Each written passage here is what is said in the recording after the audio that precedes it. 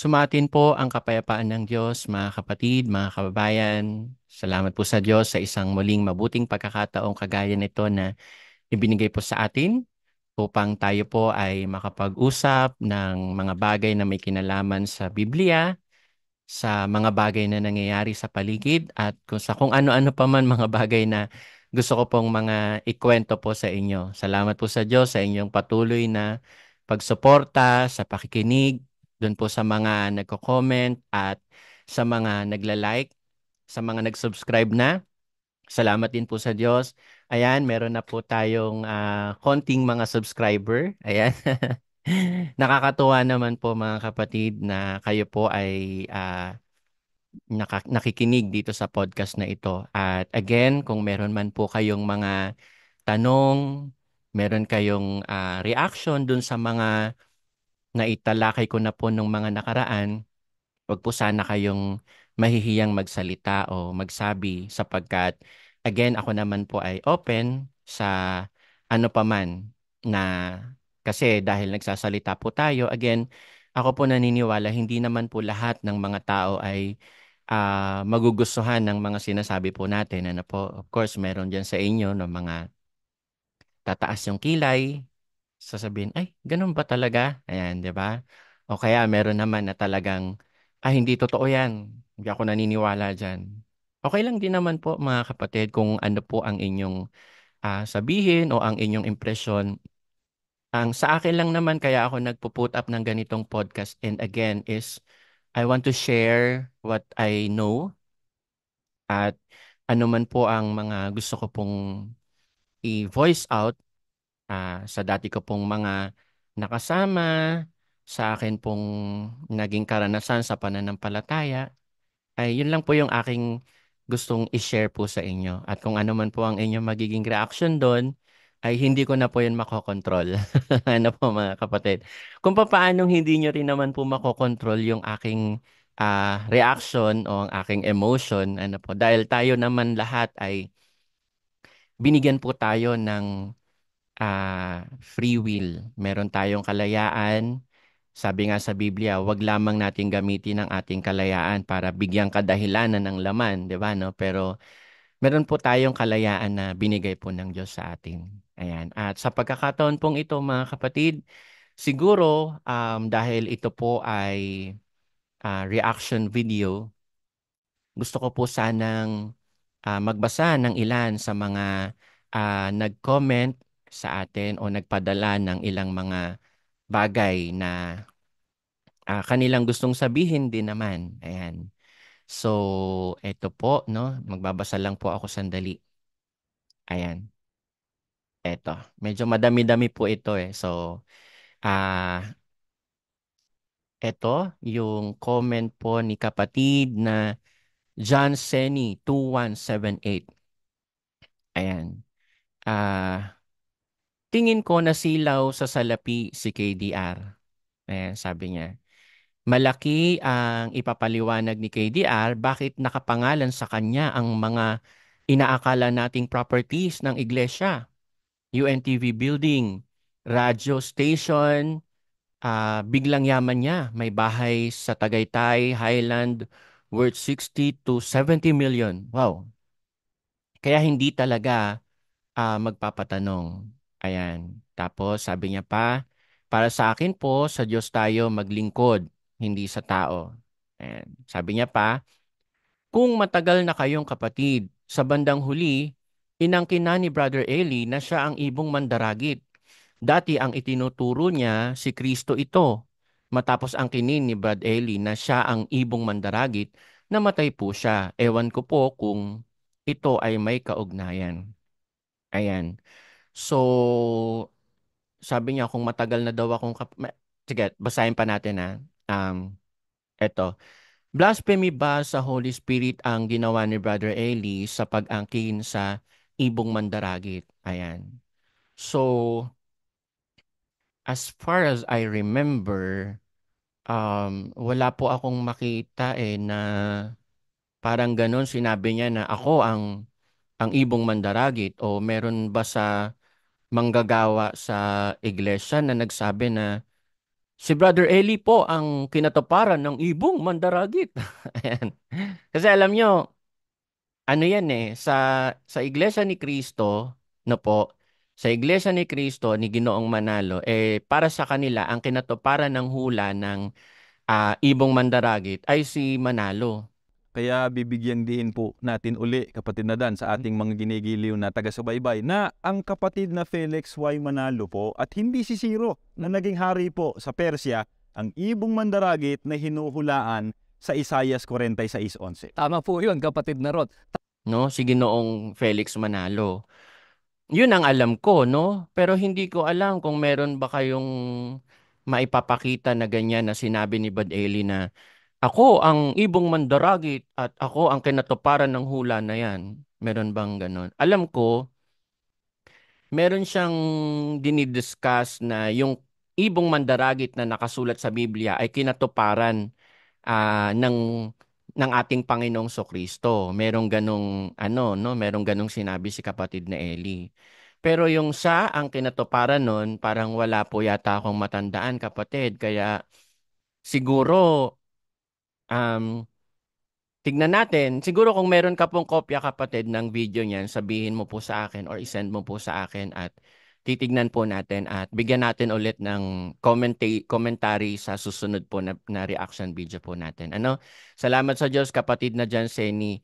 Itong mga sinasabi mo po, ah ano ba yon malaki ang ipapaliwanag ni KDR bakit nakapangalan sa kanya ang mga inaakala nating properties ng iglesia kagaya ng UNTV building, radio station, at biglang liumaman po siya. Um, Siguro pag-usapan natin ito sa ibang araw, no? Kasi medyo komplikado ito eh. Ah, Yumaman ba talaga? Biglang yaman ba talaga? Ano ba ang nangyari kay KDR? Ako kasi, mga kapatid, hindi ako tumitingin masyado sa ganun eh, yung status ng kalagayan ng tao, no? Ang nakasulat kasi sa Biblia, again, ulitin natin yung nakasulat sa Biblia na sinabi ng ating Panginoong Kristo. Alam niyo, mga kapatid, it's always good to go back to the Bible and it's always good to go back to the basic, no? Ano ba ang palatandaan na sinasabi ng ating Panginoong Kristo patungkol sa mga tao na nagsasalita o nangangaral kung ito'y sa Diyos o hindi? Ang sabi po niya sa Juan 7:17, kung ang sino mang tao ay nag-iibig gumawa ng kanyang kalooban, makikilala niya ang turo, no? So, sa Biblia po pala, mga kapatid, hindi naman mahirap hindi naman siya mahirap na intindihin, no? Maliwanag po ang sinasabi ng ating Panginoong Kristo na kung ang sino mang tao ibig gumawa ng kanyang kalooban, ikaw kapatid, gusto mong gumawa ng kalooban ng Diyos, makikilala mo ang tao na nagsasalita ng salita ng Diyos kung ito ay sa Diyos o kung ito'y hindi sa Diyos, no? Kung ito'y nagsasalita na mula lang sa kanyang sarili, paano 'yun? Makikilala niya ang turo, no? Sa turo pa lang makikilala mo na. Wag mo munang kalkalin, 'di ba, no? Wag ka munang magkalkal ng mga background. Doon ka muna sa kumbaga sa pabalat, no? Yung madali lang makita kasi yung mga ganyan, yung kanino ba nakapangalan yung bangko ni ganito, kanino ba nakapangalan yung ganitong pag-aari. You need a thorough research about that or you need the digging, no? Kailangan mong magdig sa mga bagay na yun eh. Pero alam nyo, makinig ka lang sa isang mangangaral, malalaman mo na kung sa Diyos o hindi eh. Ano sabi ni Kristo? Kung ang sino man tao nag-iibig gumawa ng kanyang kalooban, makikilala niya ang turo, no? Kung ito'y sa Diyos o kung ako'y nagsasalita na mula sa aking sarili. Ang nagsasalita ng saga ng kanyang sarili, humahanap ng kanyang sariling kaluwalhatian. Ganyan yan, no? Kapag nakakita ka ng mangangaral na ang sinasalita niya ay patungkol sa kanyang sarili, no? Dapat ikaw ay marunong magpasakop, no? Yan ang ano yan ang usong topic ngayon sa kanila, no? Dapat ikaw ay marunong magpasakop sa isinugo ng Diyos, 'di ba? Eh doon pa lang ano kapatid, you don't need to complicate matters, parang yung sinabi ni KDR no? Why do we need to complicate matters of salvation? Why do we have to complicate matters of salvation?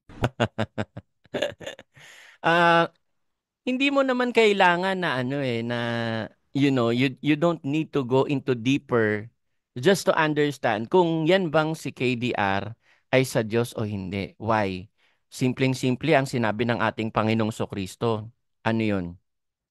Pag nakakita ka ng nagsasalita sa ganang kanyang sarili, siya ang naluluwalhati, siya ang dumadakila, no?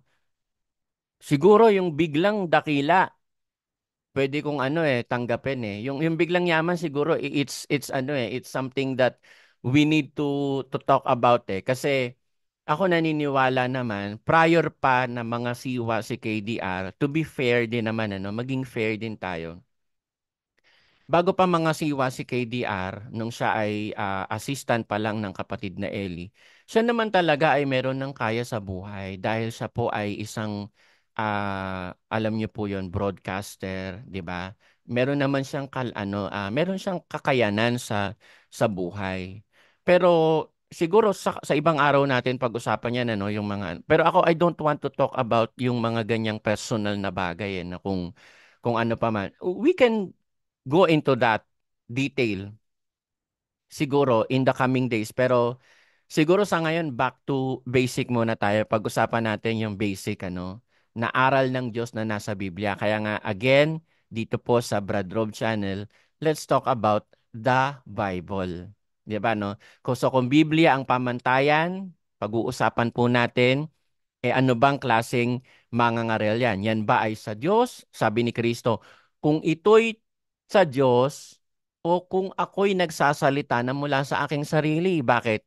Ang nagsasalita ng saga ng kanyang sarili, humahanap ng kanyang sariling kaluwalhatian. Yun. Pag nakakakita kayo ng isang mangangaral na yung kaluwalhatian niya ang hinahanap niya, ang sinasalita niya hindi galing sa Diyos, galing lang yun sa kanyang sarili. Di ba no mga kapatid? Kaya yan po ang masasabi ko dyan. Kaya siguro nasa sa inyo na po yun kung papaano nyo po iti-take yung ibang mga bagay na personal ni KDR. Pero para po sa akin, I want to talk about the Bible and I want to talk about ano ba yung pamantayan ng mangangaral. So isa ito, sabi ng Panginoong Kristo, ang mangangaral ay dapat hinahanap ang kaluwalhatian ng Diyos. Dito pa lang ako sigurado na ako bagsak na, no, bagsak na ang sa pamantayan na ito dahil hindi ang naluluwalhati ang Diyos. Again, uulitin ko po kung napanood niyo po ah, yung isang ko po, isang video po natin na isang podcast po natin, 'di ba, no? Yung yun palang MCGI Cares, yun palang, doon palang mali na no? Alam niyo mga kapatid, meron akong ginawang aralin tungkol po dyan Maganda siguro sa mga darating na episode ng podcast po natin ay tatalakayin ko po yan. Kung bakit mali yung MCGI Cares, no? Yung terminong MCGI Cares, kung bakit mali yun. Ayan, maganda. Abangan nyo po mga kapatid, pag-aralan po natin yan sa ibang pagkakataon. Pero kapatid na dyan, Seni, salamat sa Diyos sa iyong mensahe. Sana tuloy ka lang po sa iyong pagsubaybay dito. Ayan. Basahin natin ito kay kapatid na Sean Blazer, 6781. Ayan. If you are into something clear, example, yung feels nung time ni Brother Eli o sa ganito mo yun mararamdaman Sa ganitong podcast, walang bahid ng katangahan ni KDR. Salamat po sa Diyos, kapatid. Walang bahid ng pagiging atheist ng ibang podcast. Walang bahid ng pagiging si Bes ang dapat sambahin dahil si Bes mismo ayaw naman pasamba. Agree po ako sa iyo dyan, kapatid. Tama po yan. Never. Never pong nangyari yon na si kapatid na Eli ay tinuro niya na siya ang dakilain, siya ang sambahin. Alam nyo, sabi nga ng kapatid na Eli, huwag nyo kaming gawing bida. No, hindi kami dapat ang bida. Ito, pakinggan niyo po mga kapatid. Sana iwasan na natin yun, mga kapatid. Huwag niyo kaming gawing bida ni kapatid na Daniel. Ang bida dapat ang Diyos at ang Panginoon Kristo. Amen. Inuulit-ulit ko naman yan ba't lagi na lang kami bida? Hindi kami bida, kami aliping walang kabuluhan. Gaya naman ng lahat sa atin. O di ba? Sabi niya pa nga Ito sabi niya pa nga ako naniniwala si kapatid na Daniel, ayaw niya niyan, no? Bakit? Nung panahon kasi nabuhay pa siya, yan ang nakikita niya siguro kay kapatid na Daniel or kay KDR. Pero look what happened now. 'Di ba? O sa punto na ito, mamumuntos na naman yung iba diyan. Kaya yan si Brother Eli ay ano yan Yan ay bulaang tawag dito, bulaan daw na propeta si kapatid na Eli kasi yung hula daw ni Brother Eli ay hindi nangyari. Tignan niyo no. Hindi naman kasi hula 'yon, 'di ba? Personal niya 'yon na na assessment doon sa tao 'Di ba? Personal na nagiging assessment niya dahil kasama niya. Tandaan niyo mga kapatid, hindi naman kasi kung mangangaral ka ng Diyos, makikita mo na yung puso ng mga kasama mo. Alam niyo ba mga kapatid, 12 ang apostol. Tama no? 12.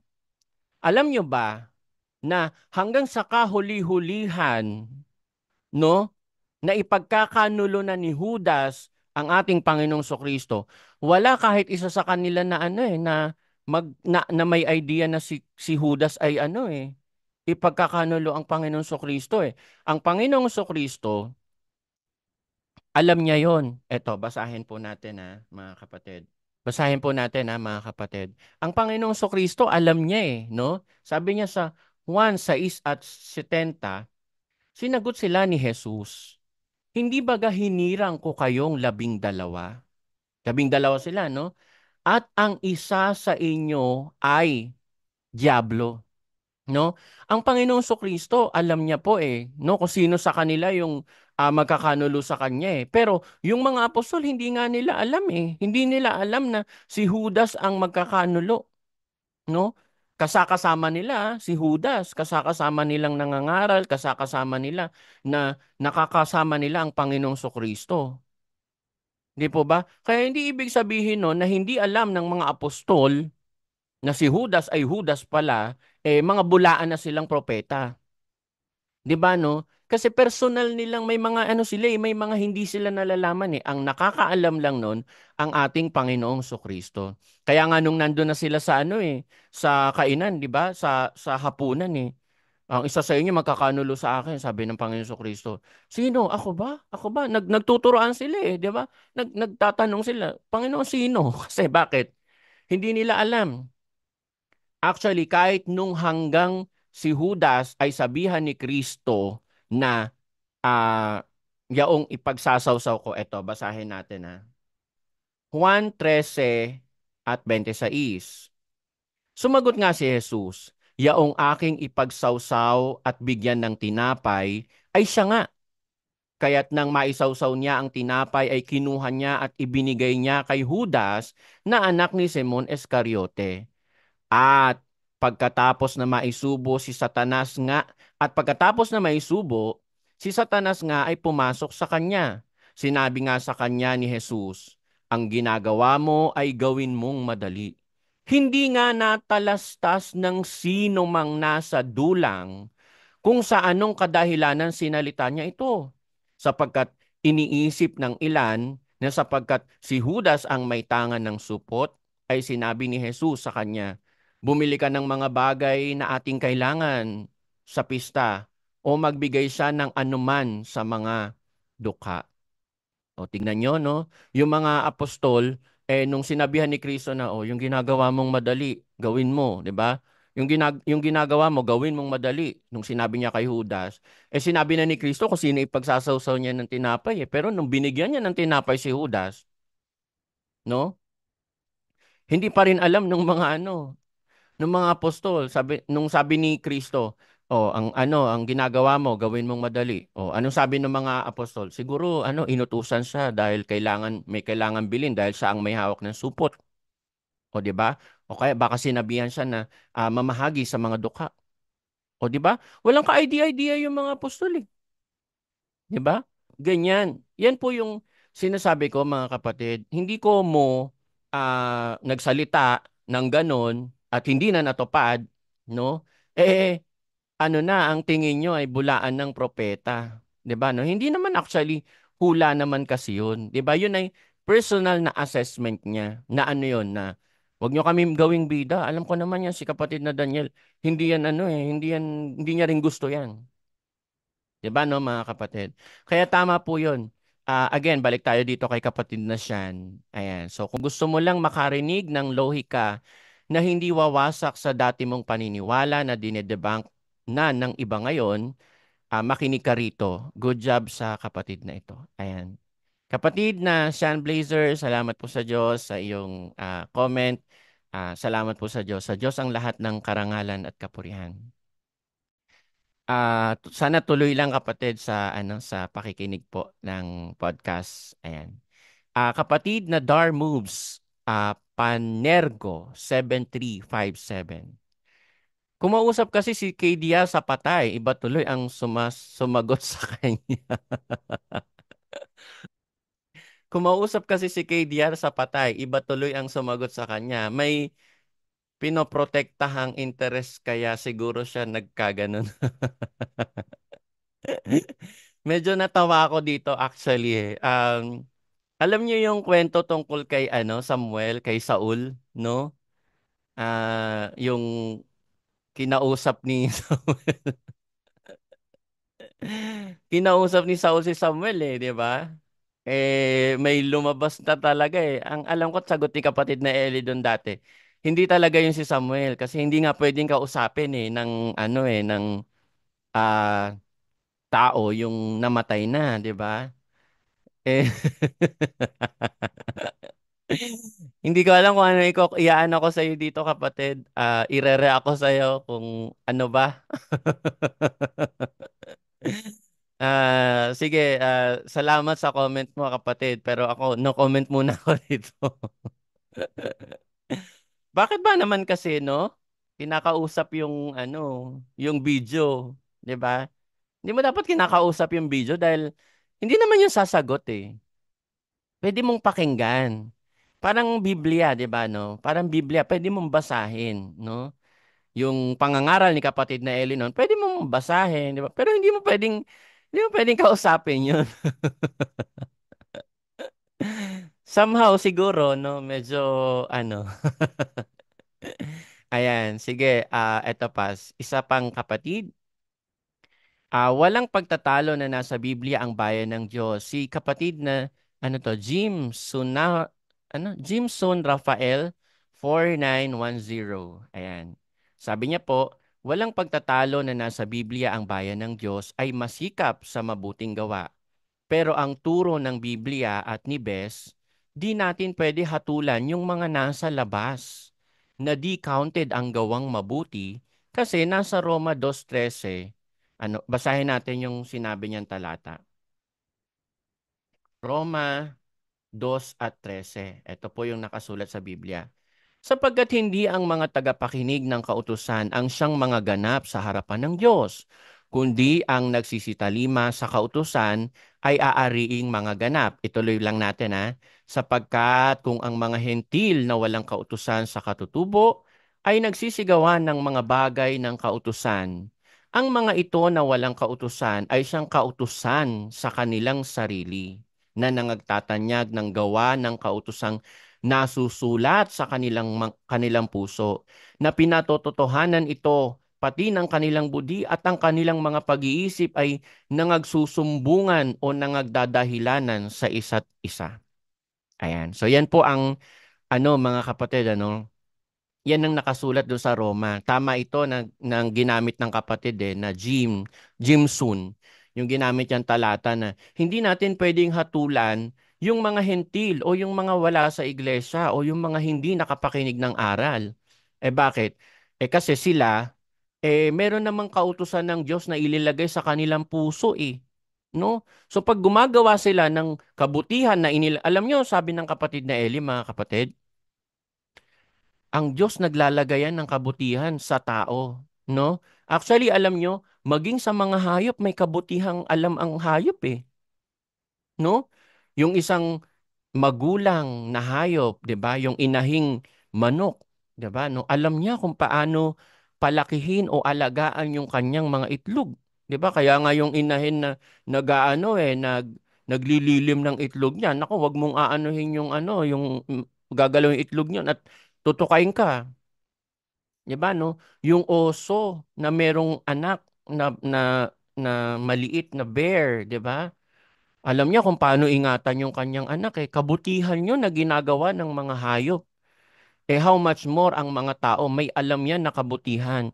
Kahit hindi yan nakarinig ng aral ng Diyos, no? Kahit hindi yan nakapakinig sa mga ngaral, at kahit yan ay labas ng iglesia, may alam yan na kabutihan. Kung i-execute nila yung kabutihang ginawa nila, mabuting gawa ba yun o hindi? Mabuti. I-acknowledge ba ng Diyos yun o hindi? Kaya alam nyo, no? Napaka. Ang masasabi ko lang, napakahambog, no? Nang magsasabi na sila lang ang may karapatang gumawa ng mabuti. Napakahambog niyan, no? Hambog, no? Bakit? Hindi mo ina-acknowledge yung kabutihan ng Diyos na ibinigay niya sa mga tao. Ano, ikaw lang binigyan ng kabutihan? Ikaw lang ang binigyan ng Diyos ng kabutihan? Kumbaga sa sabi nga nila nung nagpaulan daw ang Diyos ng kagandahan ay nasalo ng tao na to dahil sobrang pogi niya o sobrang ganda niya. 'Di ba? Merong ganong no, kasabihan yung iba, no.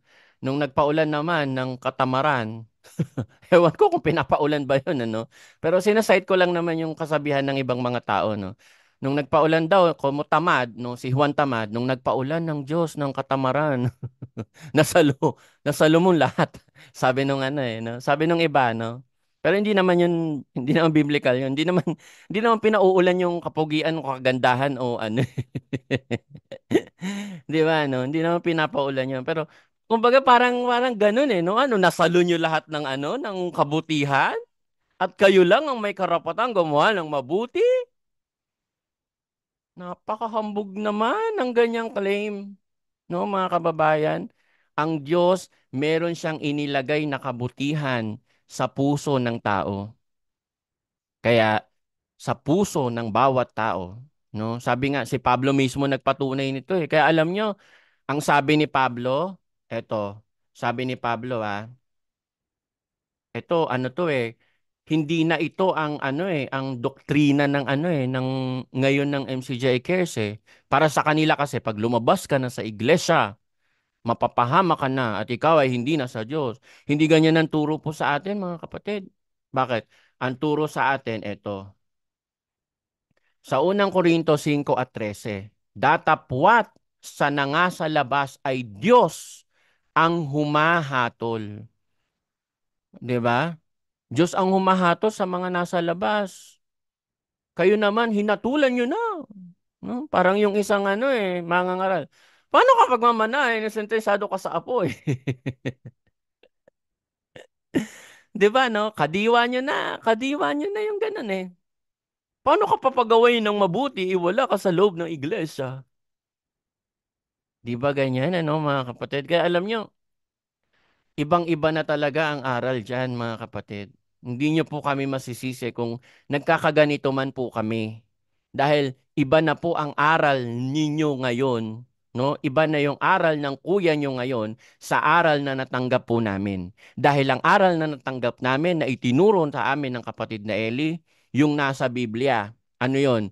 kahit hindi ka pa nakarinig ng aral ng Diyos, kahit na ikaw ay nasa labas ng iglesia, hindi naman ibig sabihin nun, pahama ka na. O hindi ka na pwedeng gumawa ng mabuti. Bakit? Eh, kahit hindi mo pa narinig yung aral ng Diyos, merong kabutihan ng Diyos na ibinigay sa iyo eh. Sasabihin ni Sis Luz, ay ano yan? Colorum. Gaya nga po ng nabanggit kahapon, na pag-aral natin kahapon, kahit na may mga ibang mga nagke-claim na sila ay nagpapahayag ng karangalan ng Diyos, gumawa man sila ng mga charity works, gayahin man nila yung mga ginagawa ng MCGI. Pero ano yun, kumbaga, colorum, ganun, hindi legit. Hindi ikaw ang allowed kasi, hindi ikaw ang kinikilala na dapat na gumawa noon at hindi counted. Hindi tinatanggap, hindi ina-accept. 'Di ba? Sabi naman ni kapatid na Rodel, kapatid na Rodel, kapatid na Rodel. Ang sinasabi naman ni kapatid na Rodel, tayo lang talaga. Pag-iisipin mo kung tayo lang talaga. Kung walang kapangyarihang nasa likod ng mga ganitong paggawa, hindi natin po yan magagawa, mga kapatid. Hindi natin magagawa yan. Ang katunayan, wala naman pong gumagawa niyan ngayon eh. Napakarami pong mga iglesyang nagkiklaim na sa Diyos sila ang totoo, walang ibang totoo. Pag di pumasok sa kanila, lulutong ang gulugod sa impyerno. Ang dami pong nagsasabi niyan.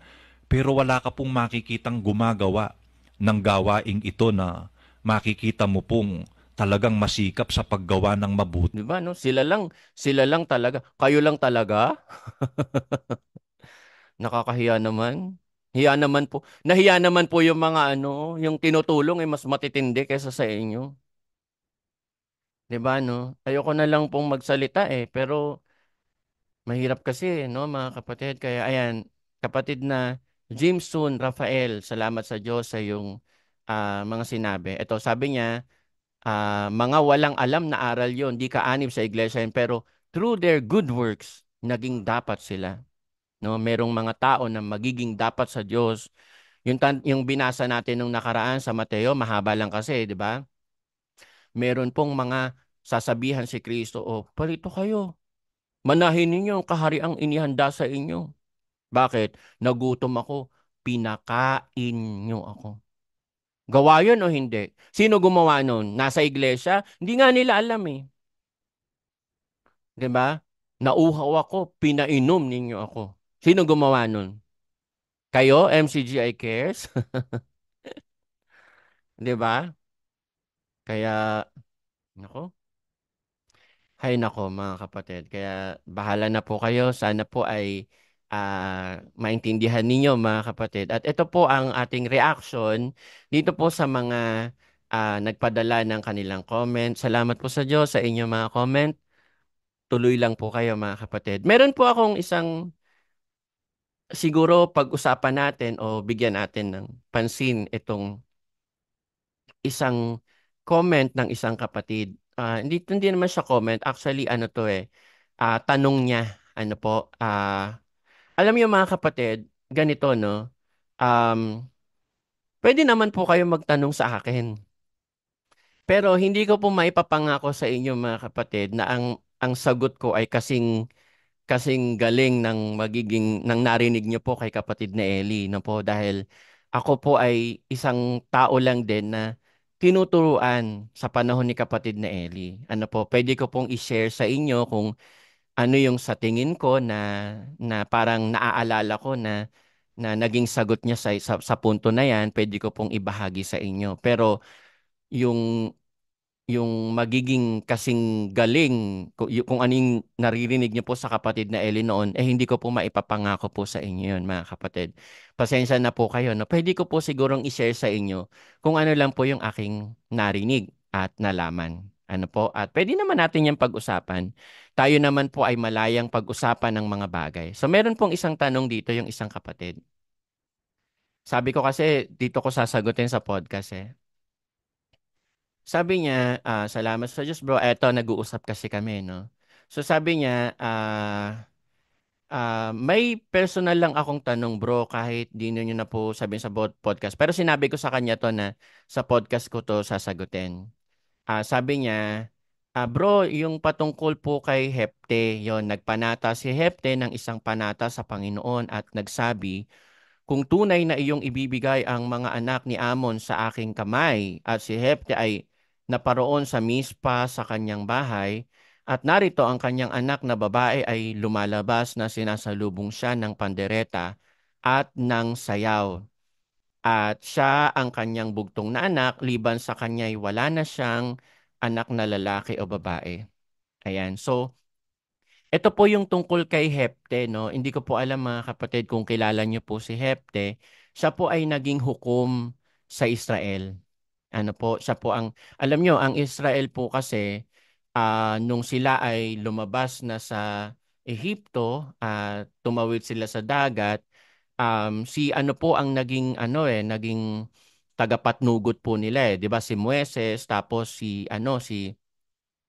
Jose, no, si Josue, ano po. Tapos after ni Josue, may mga naging hukom na pumatnugot sa Israel, no. Sila yung parang mga naging leader, ano po. At si Hepte, siya po ay naging hukom, ano po. So ang kasaysayan po ni Hepte, mga kapatid, no. So kasi sila Israel, no, tumawid sila sa dagat at yon sasakupin nila yung mga bayan, yung mga bansa na nasa paligid noon. So maraming mga pinagdaan ng giyera ang Israel para masakop nila at maging kanila yung mga bansa na dadaanan nila.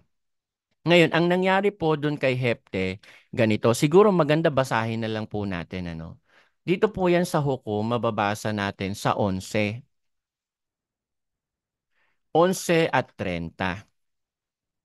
Ayan. Sabi po dito, at nagpanata si Hepte ng isang panata sa Panginoon at nagsabi, kung tunay na iyong ibibigay ang mga anak ni Amon sa aking kamay, ay mangyayari nga na sino mang lumabas na sumalubong sa akin sa mga pintuan ng aking bahay, pagbalik kong payapa na galing sa mga anak ni Amon ay magiging sa Panginoon at aking ihahandog na pinakahandog na susunugin. Ayan. So, si Hepte, nagsalita siya, no? Nagsalita siya sa harap ng Panginoon. Sabi niya, kung ibibigay mo sa akin ang mga anak ni Amon, no? Ay meron akong isang panata, ano yun? Pagka pauwi na ako sa aking bahay, kung sino yung makita ko na sumasalubong sa akin, ihahandog ko sa Panginoon. Mabigat na panata itong panata ni Hepte, no? Ibig sabihin, kahit sino ang makasalubong niya, yun ang ihahandog niya sa Panginoon. Sa gayoy nagdaan si Hepte sa mga anak ni Amon upang lumaban sa kanila at sila'y ibinigay ng Panginoon sa kanyang kamay. Ayan. So natupad yung kahilingan ni Hepte. At sila'y sinaktan niya ng di kawasang pagpatay mula sa Aroer hanggang sa Minit na may 20 bayan at hanggang sa Abel-Keramim. Sa gayoy sumuko ang mga anak ni Amon sa mga anak ni Israel. Ayan na. So nangyari na, no? Meron panata si Hepte, no? At si Hepte ay naparoon sa Mispa sa kanyang bahay. At narito, ang kanyang anak na babae ay lumalabas na sinasalubong siya ng pandereta at ng sayaw. At siya ang kanyang bugtong na anak, liban sa kanya'y wala na siyang anak na lalaki o babae man. Ayan. So ito, ang nangyari, ayun, yung sumalubong sa kanya, kasi sabi niya no, namanata siya sabi niya, kung ang sino man ang makita ko na sumasalubong sa akin, yun ang ihahandog ko sa Panginoon. Pinakahandog na susunugin. Iaalay niya sa Diyos. Meron anak si Hepte, bugtong na anak niya, no, babae. Ang nangyari, nung pabalik na siya, yun yung nakita niyang sumasalubong sa kanya. Ano mga kapatid, mabigat ito, no? O ngayon, ano nangyari?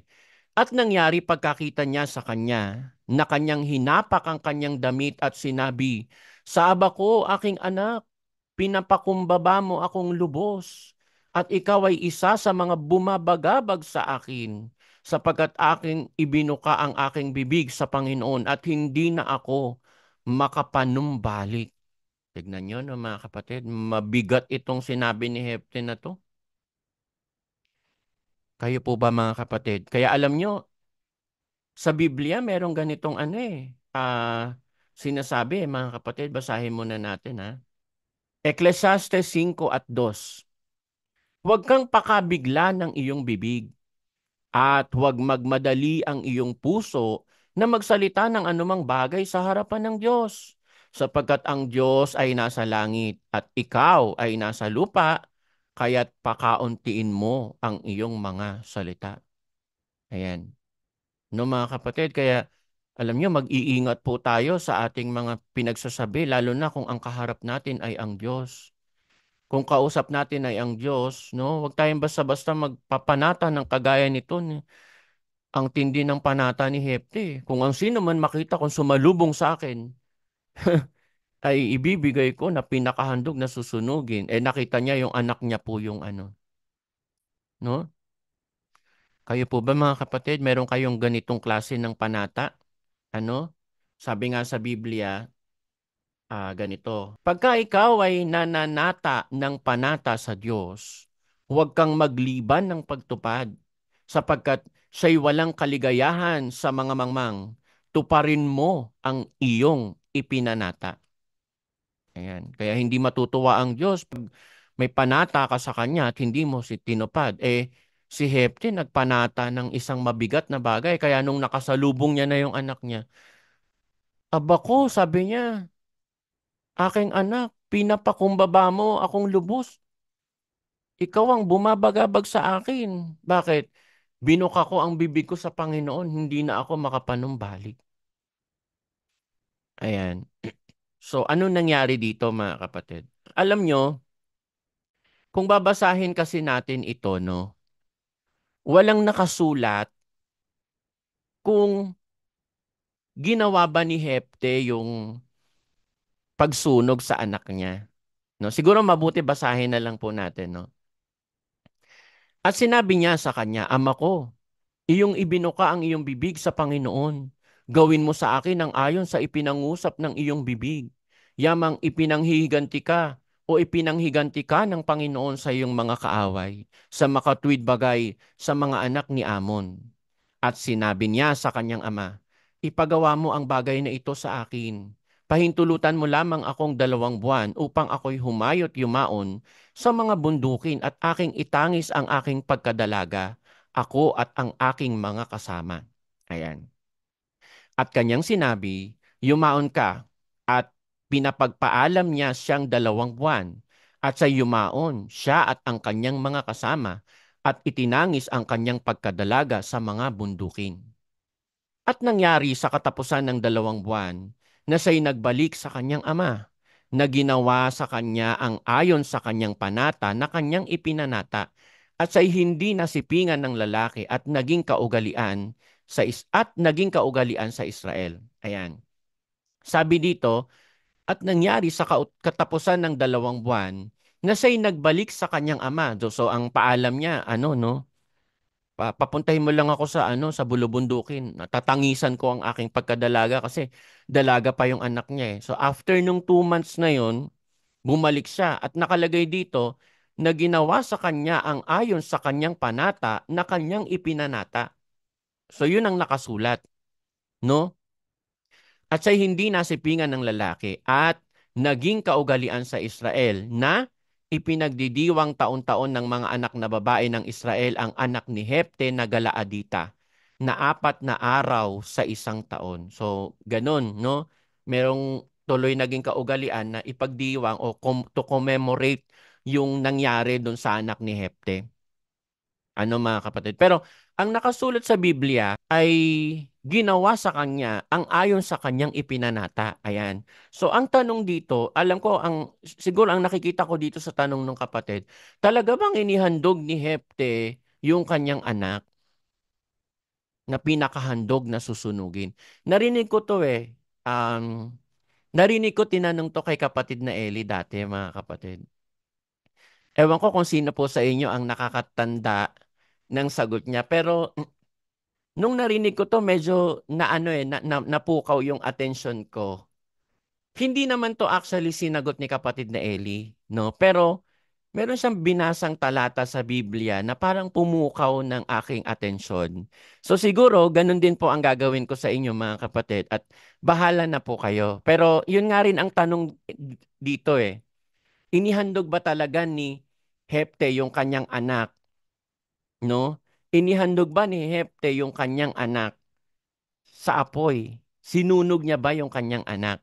Kung babasahin niyo po yung patuloy nito sa 12, ganyan, wala nang nakasulat dyan eh na kung ano pa nangyari kasi tuloy-tuloy na eh. Actually, hanggang 12:7 at naghukom si Hepte sa Israel na 6 na taon. Nang magkagayon namatay si Hepte na Galaadita at inilibing sa isang bayan ng Galaad. So hanggang doon na lang yung kasaysayan ni Hepte no, sa Israel. So 6 na taon siyang naghukom.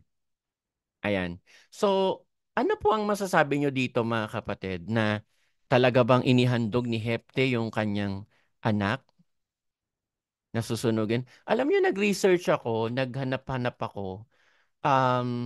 Ayan, sabi dito, according to Jewish Women's Archive, nakasulat dito na. Sabi dito, what exactly did Jephthah do to his daughter? Ayan. Jephthah's daughter is the victim of her father's vow to sacrifice a person in return for victory in battle.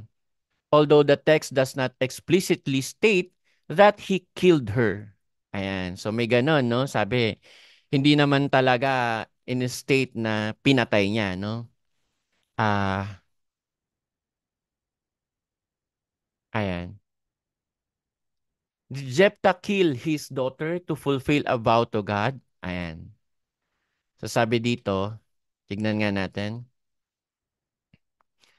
The Bible's weird. If you read it, you know it's true, which is from Endor, etc., etc. Jephthah, one strange story that's always troubled me is found in Judges 11. Is the story of Jephthah. Let me remind you of what the text says. Ayan. So Jephthah is asked by the Israelites to become their chief and help fight against the Ammonites. Jephthah agrees and begins to correspond with the Ammonites. Jephthah gives a historical account of why Israel has rights to the land of the Ammonites were wrong to attack them. Preparing for battle, Jephthah makes the following vow to God. Ayan. Ito yung vow niya. If you will indeed give the sons of Ammon into my hand, then it shall be that whatever comes out of the doors of my house to meet me when I return in peace from the sons of Ammon, it shall be the Lord's, and I will offer it up as a burnt offering. Ayan. After defeating the Ammonites, Jephthah returns to his home, and the first person to come out to greet him is his one and only daughter. Jephthah tears his clothes and tells his daughter about his vow. She then tells him to honor his vow, but to allow her to go to the mountains with some companions for 2 months to mourn her virginity. Jephthah permits his request, and then we are told he did to her according to vow which he had made. Ayan. What's going on in this passage? Did Jephthah kill his daughter to fulfill a vow to God? Ayan. Let me be clear. If Jephthah killed his daughter, we can be sure it wasn't something God would condone. Child sacrifice is clearly condemned in Old Testament. In this case, the Jephthah story would be describing his atrocious acts but not prescribing what God condones. Ayan. So dito, parang hindi niya rin sinasabi no, kung ano ang nangyari sa anak ni Jephthah. No? Kung ginawa ba ni Jephthah to o hindi. Yan. So, ayan. Kayo po mga kapatid, anong masasabi niyo po dito sa puntong ito? Actually, hindi ito sinagot directly ni kapatid na Eli. Pero alam niyo po, meron po akong babasahin. Ayan. Eto no, mga kapatid. Alam ko, binasa lang to ni kapatid na Eli, no? Kasi ganito, no? Oo nga naman, ano? Kung hindi niya tinupad yung kanyang panata, lalabas masuwayin si Hepte. Ano mga kapatid? Lalabas hindi niya sinunod. Pero ang nakasulat sa Biblia, tinupad ni Hepte yung panata niya. Ginawa sa kanya ang ayon sa kanyang ipinanata. So ibig sabihin, tinupad ni Hepte yung kanyang ginawa na inihandog niya sa apoy ang kanyang anak. Kaso sabi nga nung binasa natin kanina, parang lalabas magkakaproblema dahil hindi yon kasang-ayon na ihandog mo yung anak mo, no? Alam nyo, eto basahin natin ha. Jeremias 19 at 5. Basahin natin ito mga kapatid.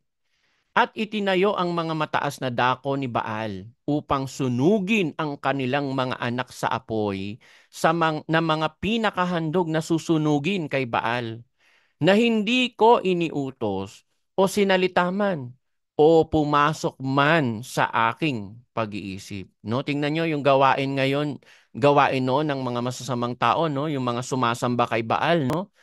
Inihahandog nila yung kanilang mga anak sa Diyos-Diyosan na pinakahandog na susunugin. No? Kaya parang medyo may conflict no mga kapatid. So ano po ba ang masasabi niyo po dito? Eto. Basahin nga natin kung ano ang sinabi tungkol kay Hepte ni Pablo. Ayan, no? Basahin natin ito mga kapatid. Maganda ito. Sabi ni Pablo, sa Hebreo 11 at 32, no? At ano pa ang aking sasabihin? Sapagkat kukulangin ako ng panahon kung sasaysayin ko ang tungkol kay Gideon. Ayan, kilala niyo po ba si Gideon? Si Gideon po ay isang propeta din ng Diyos noon na humingi ng tanda, no? Si Gideon, kung natatandaan niyo po si Gideon. Kay Barak, ayan. Kay Samson, si Samson, no? Ano rin yan 'di ba? Alam niyo yung Samson and Delilah, 'di ba? Kay Hepte, ayan. So dito sa Hebreo, mga kapatid, tinutukoy ni Pablo yung mga naging unang lingkod ng Diyos. O ito kung babasahin niyo po ito, no? Actually, this is the story of the faith, no? Story of faith ito, mga heroes of faith ito. Ang tinutukoy niya dito yung mga heroes of faith. Sila Abraham, no? Sila Isaac, sila Jacob, hanggang sa makarating dun sa mga propeta, sa mga hukom. Sabi niya, ano pa sasabihin ko mga kapatid kung ikukwento ko sa inyo tungkol kay Gideon, no? Nakasulat yung tungkol kay Gideon no? Kung ikukwento ko sa inyo tungkol kay Barak, kung ikukwento ko sa inyo tungkol kay Samson, nakasulat yung kay Samson no? At kay Hepte, ayan. Tungkol kay David at kay Samuel at sa mga propeta. Na ang mga ito, itong mga ito, no, na sinasabi, sa pamamagitan ng pananampalatayay, nagsilupig ng mga kaharian. No? Tama ito katulad ni David, no? Ni si David. Alam nyo dito, no? Hindi tinukoy si Solomon, no? Si David sinabi, si Samuel sinabi, no? Si Barak, si Gideon. Pero hindi tinukoy ni Pablo si Solomon, no? Ewan ko lang, baka hindi na umabot. Yung isusulat niya sana, no? Kasi siya rin nagsabi, kung susulatin ko isa-isa, mauubos na. Hindi, kukulangin na ako ng panahon, no? Kung susulat ko na lahat. Pero sinabi niya yung tungkol kay David. Pagkatapos ni David, si Samuel. No? Si David at si Samuel. Hindi niya na tinuloy kay Solomon. No? O ngayon, ang sabi niya, in-include niya si Hepte. Tandaan nyo, napakaraming naging hukom sa Biblia, pero in-include niya si Hepte dito. Ang mga ito sa pamamagitan ng pananampalatay nagsilupig ng mga kaharian, nagsigawa ng katuwiran, nangagtamo ng mga pangako, nangagtikom ng mga bibig ng mga leyon. No? Alam niyo kung sino to? Tinutukoy dito, nagtikom ng bibig ng leon. Isa, si Daniel. Di ba si Daniel inilagay sa kuweba, no? Hindi siya kinain ng leon eh. Di ba? Sino pa? Ayan, tuloy natin. Nagsipatay ng bisa ng apoy, nangakatanan sa talim ng tabak, nagsitlakas sa kahinaan, naging mga makapangyarihan sa pakikipagbaka, nangagpaurong ng mga hukbong taga-ibang lupa. Ayan. Siguro, bahala na po kayong mag-isip, mga kapatid. Pero, ito yung natatandaan ko na sinagot ni kapatid na Ellie, na nung narinig ko tong talata na to, sabi ko, ay, parang may idea na ako. Pero ayokong ituro, ayoko sabihin sa inyo. Pero yun yung narinig ko na binasa ni kapatid na Ellie. Na si Hepte, hindi siya naging masamang hukom o hindi siya, kasi naging ano nga siya eh, naging example siya ng pagiging heroes of faith eh. Nakahilera siya kila David, no? Kila Gideon, kila Samson, no, na gumawa ng katuwiran na ikinaluwalhati ng Diyos. Eh kung sa kahuli-hulihan pala si Hepte ay naging makasalanang tao, eh hindi siya ibibilang dito. Kung mapapansin nyo nga, 'di ba, wala si Solomon dun sa sinabi ni ano eh, ni Pablo eh, 'di ba, no, mga kapatid? Ewan ko lang kung nakikita nyo po yung idea nung sinasabi ko. Pero sa Biblia naman kasi hindi lahat leletrahan eh, di po ba? So, doon ako kay Pablo. Na sinabi ni Pablo na si Hepte ay kasama doon sa mga tao na nabuhay ng may katuwiran, nagtamo ng mga pangako, nagtikom ng bibig ng leon. Ibig sabihin, parang gumawa ng mga himalatong mga to, no? Pinatay nga nila pati bisa ng apoy eh. Di ba, no, mga kapatid? Kaya, siguro yun lang muna, hanggang dyan lang muna po. Dahil yun lang naman talaga yung narinig ko. So, bahala na po kayo dun sa kapatid. Ito po ang masasabi ko lang po. Si Hepte ay hindi po isang masamang tao dahil siya ay naging hukom na sinabi ni Pablo na isang tao na gumawa ng katuwiran, no? Nakabilang siya o nakahanay siya sa mga taong gumawa ng mabuti ng katuwiran ng Diyos. So definitely si Hepte ay naging kalugod-lugod sa paningin ng Diyos dahil sa kanyang pananampalataya. Ayan. Hanggang dito muna po mga kapatid. Sana po meron po kayong naintindihan, meron po kayong nakuha maski papaano mga kapatid, at sana tuloy-tuloy lang po ang inyong pakikinig sa aral po na pinag-uusapan po natin sa Biblia. Let's always talk to God, no mga kapatid. Lagi tayong makipag-usap sa Diyos sa pamamagitan ng pananalangin at maging sa pagbabasa ng kanyang mga salita sa Biblia. Basahin natin ang Biblia. That is a love letter from God, mga kapatid. Kaysa sa magpaniwala po kayo sa mga chismis, no? Ito ay hindi chismis na pag-uusapan lang.